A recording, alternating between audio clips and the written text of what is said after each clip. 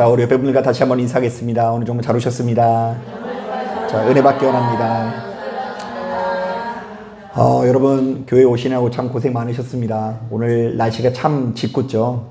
비가 오고 쌀쌀하고 그래가지고 집에서 그냥 아무것도 안 하고 따뜻하게 있으면 참 좋을 것 같은 날씨인데, 그럼에도 불구하고 이 자리에 나오신 여러분들에게 하나님께서 허락하시는 평안과 기쁨이 함께 하시게 되시기를 주님의 이름으로 축복합니다.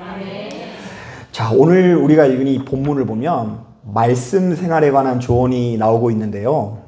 야고보서의 기자는 거듭해서 너희가 말씀을 듣기만 하는 자가 되지 말고 바로 그 말씀을 듣고 행하는 사람이 되라고 권면하고 있습니다. 자, 사실 저는 너무나 오랜 시간 동안 이 말씀 사역이라는 것을 다소 오해했던 경향이 있는데요. 어린 시절부터 그 수천 명의 성도님들 앞에서 멋들어지게 설교하시는 그 목사님에 대한 그 동경 같은 것들이 저에게 있었거든요. 자, 그래서 그분들이 설교하시는 것을 보면 수천 명의 성도님들을 배꼽을 잡게 하기도 하고, 그리고 수천 명의 성도님을 막 감동의 도가니통에 빠져가지고 눈물 흘리게도 하는 모습이요, 그 어린 마음에 어찌나 멋있게 보이는지, 저도 역시 그렇게 대단한 설교자가 되는 것이 제 일생의 가장 큰 목표였던 것 같습니다. 자, 그런데 여기까지는 좋은데요. 사역을 하면서도 늘상 성도님의 인정을 받기 위해서 혈안이 되곤 했는데요. 어쩌다 강단에 서서 성도님들의 반응이 좋으면 너무나 기분이 좋아서 뛸 듯이 기뻐하고요. 어쩌다 성도님들의 반응이 좋지 않으면 그야말로 크게 절망하면서 그 땅속을 내려가는 정도가 아니라 지하실을 막 파고 들어가면서 이 밖에 나가지도 않고 절망했던 기억이 납니다. 여러분, 오늘 분위기는 좀 어떤 것 같아요? 오늘 분위기 좀 좋은 것 같아요? 예, 그렇다면 다행인데, 예전 같았으면 이렇게 아멘들 안 해주시면요, 제가 집에 가가지고 그 이불 속에 들어가서 안 나올 수 있는 그런 상황입니다. 자, 그렇다 보니 그 당시 저에게 이 말씀은 일종의 그 쇼타임 같은 거여서요, 이른바 내가 가진 끼와 재능을 바탕으로 멋들어진 쇼를 선보인다거나 성도님들을 뒤집어지게 만드는 것이 그 무엇보다 중요한 가치였던 것 같습니다. 자, 그런데 오늘 우리가 읽은 이 본문을 보면 이 설교자가 성도님들을 감동시킨다거나 그들을 뒤집어지게 만드는 것도 중요하지만 그보다 훨씬 더 중요한 것이 있다고 이야기하는데요. 자, 과연 예수 믿는 우리들의 말씀 생활에 있어서 가장 중요한 것이 무엇일까요? 우리 다 같이 23절부터 25절 말씀 같이 한번 읽어볼게요. 시작. 누구든지 말씀을 듣고 행하지 아니하면 그는 거울로 자기의 생긴 얼굴을 보는 사람과 같아서 제 자신을 보고 가서 그 모습이 어떠했는지를 곧 잊어버리거니와 자유롭게 하는 온전한 율법을 들여다보고 있는 자는 듣고 잊어버리는 자가 아니요 실천하는 자니 이 사람은 그 행하는 일에 복을 받으리라.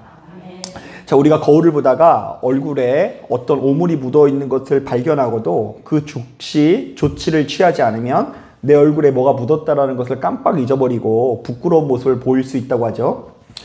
자, 그런데 우리가 설교 시간에 한두 번 아무리 큰 은혜를 받았다고 하더라도, 자, 그것을 듣고 아무것도 결단하지 않는다고 한다면 그 어떤 역사도 일어나지 않는다라는 이야기가 담겨 있어요. 자, 그러므로 어떻게 하라고요? 너희는 듣기만 해서 자기 자신을 속이는 자가 되지 말고 우리의 심령에 심겨진 말씀을 온유함으로 받아서 자기 자신을 변화시키기 위해서 노력하라는 것입니다.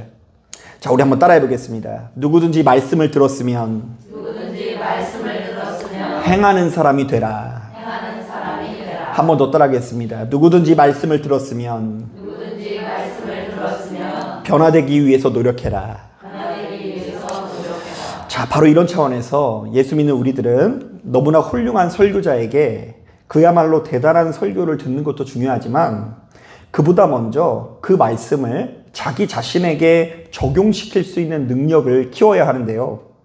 지금 내게 들려오는 하나님의 말씀이 설령 내 마음에 들지 않는다거나, 자, 때로는 너무나 아프고 수치스럽게 느껴질지라도 하나님께서 내게 전해주신 말씀이 분명하다고 한다면, 자, 지금 내가 듣고 있는 것이 하나님의 말씀이 분명하다고 한다면 무조건 순종할 수도 있어야 한다는 것입니다. 자, 제가 가만히 목회를 하다 보니까요, 우리 성도님들이 유독 민감하게 생각하는 문제가 있는데요. 자, 지금 이 말씀을 목사님이 나 들으라고 하는 이야기인가? 뭐 이 부분에 되게 민감하더라고요. 여러분, 오늘 이 말씀은 누구 들으라고 한 것 같아요? 네, 그래도 예배 끝나고 나서 이제 얼굴이 울그락불그락해지면서 이것 때문에 시험 드시는 분들 굉장히 많이 있습니다. 그 목사님이 이거 분명히 누구 들으라고 한 얘기 같다고요? 나 들으라고 하는 얘기인 것 같아요. 그래서 만약 목사님이 나 들으라고 하는 말 같으면 진짜 하루 종일 분노를 품다가도 모자라서 집에 가가지고 독이 더 커져가지고 다음날 돌아와가지고 이제 굉장히 이제 기분 나쁜 티를 팍팍 내시는 분들이 많이 있습니다. 자, 물론 저도 역시 이것을 충분히 이해를 합니다. 아무래도 설교라는 것이 한쪽에서 일방적으로 말하고 한쪽에서는 일방적으로 듣는 것이기 때문에 바로 이런 상황에서 강대상에서 들려오는 이야기가 누가 보더라도 나를 향한 이야기면 시험에 들 수 있죠. 자, 그래서 설교자는 최대한 자기 감정을 배제하고 하나님의 말씀을 전하는 것이 맞습니다. 자, 그러나 예수 믿는 우리들은 지금 목사님이 나 들으라고 한 말인가 보다 훨씬 더 민감하게 생각해야 되는 영역이 있는데요. 지금 나에게 들려오는 소리가 하나님의 말씀인가의 문제입니다. 자, 예수 믿는 우리들은요, 바로 이것에 아주 민감한 반응을 보여야 하는데요. 특히 지금 이 시대는 하도 이상한 이단들이 많아서 귀에 들려온다고 해서 다 말씀이라고 생각해서는 안 되고요. 아주 철저하게 분별해야 되겠다는 생각이 듭니다. 자, 그런데 그 과정에서 설령 내게 들려오는 소리가 좀 불편하거나 때로는 너무나 수치스럽고 부끄럽게 느껴질지라도 바로 그 말씀이 누구 말씀이라고 한다면요? 하나님의 말씀이 맞다면 온유함으로 그것을 받아야 하고요. 하나님 앞에 철저히 순종할 수 있어야 한다는 것입니다. 자, 제가 바로 이런 점에서 신학교 다닐 때 한번 크게 충격을 받은 적이 있는데요. 자, 평상시 친밀히 교제하는 친구가 하나 있었는데 이 친구가 진짜 말 그대로 툭 치면요, 자기가 섬기는 교회에 대한 자랑을 막 털어놓는 거예요. 근데 이제 저는 그때만 해도 집이 당진이어가지고 그 당진에 있는 교회랑 좀 거리가 있잖아요. 그런데 이 친구는 그냥 자기가 다니고 있는 교회를 얼마나 사랑하는지 새벽 예배도 다니고 수요 예배, 금요 예배, 주일 예배까지 일주일 내내 교회에 살다시피 하는 거예요. 자, 그러니까 저도 목사가 되고자 하는 사람 입장에서 궁금하잖아요. 그래서 한번 그 친구를 따라서 같이 가가지고 예배를 드려본 적이 있어요. 자, 그런데 이게 웬일입니까? 그 설교하시는 목사님이 너무나 직설적인 메시지를 전하는 겁니다. 자, 저는 그 자리에 처음으로 갔는데 누구한테 전하는지 벌써 제가 알 정도예요. 제가 만약 이 자리에서요, 저기 초록색 잠바 입으신 분 들으십시오, 이렇게 설교를 하면 누구한테 하는 거겠어요. 그래서 저는 그 사실도 너무 충격인데다가 심지어 예배 시간에 졸거나 좋지 못한 태도를 보이는 성도님을 향해서 뭐 이런 메시지를 전하는 거예요. 지금 예배 시간에 졸거나 집중하지 않는 사람은 뭘 해도 안 풀릴 거야. 사업이 안 될 거야. 뭐 옛날에 그렇게 설교를 했어요, 진짜로. 그리고 내 눈을 똑바로 쳐다보고 순종하는 자만이 구원받을 거야. 막 이렇게 이야기하니까 설교 시간에 저는 아멘이라는 것을 한 번도 할 수 없고요. 도리어 이제 말씀이 끝나갈 때쯤에는 제가 좀 약간 삐딱해서 그런지 목사님이 점점 째려보게 되었어요. 이것도 설교라고 하면서. 자, 그런데 놀라운 것은 그 교회를 섬기고 있는 친구는 똑같은 설교를 듣는데도 불구하고 아멘 소리가 어찌나 큰지, 그러면서 말씀 끝난 다음에 야, 오늘 말씀 너무 은혜롭지 않냐? 막 이렇게 물어보는 거예요, 저한테. 그래서 제가 얘가 제정신인가, 얘가 저를 놀리려고 하는 말인가 싶어가지고 그 친구를 관찰해 보았더니 그 친구는 정말 진심이었는데요. 가만히 보니까 그 친구와 저와 다른 것이 크게 두 가지더라고요. 첫 번째로는 지금 말씀을 전하시는 목사님이 절대로 허튼 소리를 하는 분이 아니라는 충분한 신뢰가 그 친구에게 있었던 거예요. 알고 봤더니 그 친구는 초등학교 때부터 그 교회를 지금 신학교 들어갈 때까지 다녔는데요. 그 과정 가운데 목사님을 통해서 받은 은혜가 너무 커요. 그러다 보니까 지금 전하고 있는 목사님이 굉장히 이제 대단한 분이다라는 신뢰가 있으니까 은혜롭게 들리고요. 그리고 두 번째로는 그 친구는 목사님이 전하시는 설교 안에서 주님께서 자신에게 무엇을 요구하시는지를 뽑아내는 능력이 기가 막히더라고요. 자, 그러니까 당시에 저는 훈련이 되지 않아서 설교를 그저 그 사람의 기교 내지는 목사님의 말로 여겼거든요. 그러니까 예배 시간에 은혜 받는다는 것은 목사님의 능력에 의해서 우리가 좌지우지 되는 것이지 그 성령께서 역사하신다라는 것도 그렇게 잘 이해하지 못했던 것 같아요. 그래서 그 친구는 어쨌든 어린 나이부터 하나님의 말씀을 듣고 그것에 자신을 비추어서 돌아보고 반성하는 훈련이 충분히 했는데 제가 그런 훈련이 되어 있지 않다는 것을 그 친구를 보면서 느낀 거예요. 자, 그래서 그 친구의 모습을 보고 큰 충격에 빠진 저는 그때부터 설교 노트를 만들어서 목사님의 설교 말씀을 하나도 빠짐없이 빼곡하게 메모했었는데요. 자, 그러자 평상시 너무나 지루했던 말씀이 다시금 크게 은혜가 되는 경험이 찾아오게 되더라고요. 자, 그런데 은혜 받으려고 하면은요, 또 그 은혜를 방해하는 역사가 또 나타나게 되죠. 자, 그렇게 한참 은혜를 받다가 얼마 후 우연찮은 기회로 이제 저의 봉사하는 사역이 좀 바뀌게 됐는데요. 하필이면 교회 안에서 가장 깊이 지역인 방송실에서 봉사하는 그런 역할을 맡게 된 거예요. 여러분, 우리 교회는 방송실이 참 잘 갖춰져 있죠. 저기 이제 우리 유리가 이거 넘길 때 그 예배 드리는데 방해를 안 받잖아요. 그런데 제가 섬기고 있던 교회는 방송실이 거의 음침한 동굴 분위기거든요.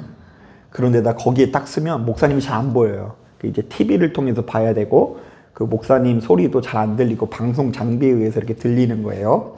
자, 그렇다 보니 이곳에서는 제대로 된 예배 생활이 좀 불가능한 거죠. 자, 그래도 누구 한 사람이 봉사를 해야 되니까 그것을 제가 이제 맡게 되었는데요. 자, 그런데 바로 이런 사역을 지속하다 보니까 저 자신이 영적으로 크게 고갈이 되는 느낌이더라고요. 당시에 저는 그 9시에 주일 예배를 은혜롭게 드린 다음에 11시에 제가 맡고 있는 부서에 가서 사역을 하는 방식이었는데요. 그 9시 예배에 이 방송실에 앉아 있다 보니까 무려 1년 동안이나 제대로 된 예배 없이 전도사 사역을 시작하게 된 거예요. 여러분, 전도사도 예배를 드려야 될까요? 안 드려야 될까요? 네. 드려야 되잖아요. 그런데 그 일부 예배 때 예배를 제대로 드려본 적이 없어요. 그냥 이상하게 그냥 그 전도사니까 예배를 앉아 있기는 했지만 끝까지 드려본 적이 없고요. 그 과정 가운데 제게 이상한 이렇게 습관이 들인 게 뭐냐면요. 목사님이 앞에 나가서 설교를 하려고 할렐루야 이러면 잠이 오기 시작해요. 그래가지고 이제 그 예배 목사님이 말씀 시작하기 전에는 이 PPT 넘겨야 되니까 정신을 똑바로 차리고 넘기다가 목사님이 올라가서 할렐루야 이러면 잠이 오기 시작하다가 한숨 푹 자다가 말씀 끝나고 기도합시다 이러면 이상하게 맑은 정신이 몰려들어가지고 그때부터 깨어나는 것이 습관이 되었습니다. 자, 물론 사람이 피곤하면 예배 때 조금 졸 수도 있어요. 그 하루 종일 일하고 잠이 모자라면 잠이 오는 게 당연하죠. 자, 그런데 냉정히 말해서 그때 저는 그냥 습관이 못되게 들린 것입니다. 자, 그러니까 당시에 저는 겉으로 볼 때 열정적으로 기도하는 사람처럼 보일 수 있으나 예배 시간을 통해서 나 자신을 돌아본다거나 성령께서 전해주시는 감동 따위는 완전히 잊어버리고 그야말로 학생들이 출석 도장 찍는 것처럼 교회를 왔다 갔다 거렸다라는 것인데요.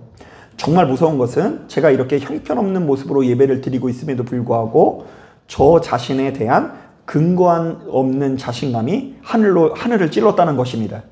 자, 그러니까 평상시에 예배를 드려요, 안 드려요? 안 드리고 말씀도 하나도 안 듣고 그냥 예배 시작하면 그냥 잠들었다가 예배 끝나면 이렇게 잠에서 깨어나는 생활을 1년씩이나 하면서도 내가 그 교회에서 믿음이 제일 좋은 사람처럼 착각을 하고 있었다는 것이죠. 자, 그러다가 이런 내 자신의 처참한 상태를 성령님께서 조명해 주셔서 그것을 고치기 위해서 제가 얼마나 많은 노력을 했는지 모릅니다. 하지만 한번 내게 박힌 이 습관들이 얼마나 무서운지 무너진 예배 생활을 회복하는데 그 예배가 나에게 다시금 기쁨이 되는데 꽤 오랜 시간이 걸렸던 기억이 납니다. 자, 그래서 제가 이 과정을 통해서 예수 믿는 우리들에게 예배가 예배된다라는 것, 말씀이 말씀된다라는 것이 얼마나 큰 축복인지를 가슴 깊이 깨닫게 되었습니다. 자, 사랑하는 여러분, 제가 늘상 하는 이야기지만 우리가 마치 출석부에 도장을 찍듯 예배를 드려서는 안 됩니다. 우리의 믿음이 자라날수록 우리 모두는 성숙한 예배자가 되어야 하는데요. 성숙한 예배자는 말씀을 듣고 행하는 자입니다. 또한 성숙한 예배자는 말씀을 듣고 자기 자신을 돌아볼 뿐 아니라 자신의 죄된 기질을 이겨내기 위해서 수시로 결단하고 끝없이 노력하는 자를 의미합니다. 자, 바로 이런 차원에서 오늘 우리가 읽은 본문은 예수 믿는 우리들이 하나님의 말씀에 지배를 받는다고 한다면 반드시 나타나야 되는 세 가지 변화를 우리에게 제시하고 있는데요. 자, 먼저 첫 번째로 바로 그 말씀으로 우리의 욱하는 성품이 다스려져야 된다라고 증언하고 있어요. 자, 우리 19절 20절 말씀 같이 한번 읽어보겠습니다. 시작. 내 사랑하는 형제들아, 너희가 알지니 사람마다 듣기는 속히 하고 말하기는 더디하며 성내기도 더디하라. 사람이 성내는 것이 하나님의 의를 이루지 못함이라. 자, 예배 드리기 전에는요, 분명히 혈기난 마음을 가지고 왔다가도 그 혈기가 가득한 마음이 예배 드리는 이후에 사라져야 된다는 이야기예요. 자꾸 예배 드리는데도 불구하고 성내는 것이 가라앉지 않다고 한다면 내가 지금 드리고 있는 예배가 제대로 된 예배인가를 돌아봐야 된다고 이야기를 해요. 자, 그런가 하면 예배를 제대로 드리게 되고 하나님의 말씀에 지배를 받는 인생들에게는 어떤 변화가 나타나야 된다고 이야기하죠. 우리의 혀가 재갈 물려지는 역사가 나타나야 된다고 하는데요. 26절 말씀 같이 한번 읽어보겠습니다. 시작. 누구든지 스스로 경건하다 생각하며 자기 혀를 재갈 물리지 아니하고 자기 마음을 속이면 이 사람의 경건은 헛것이라.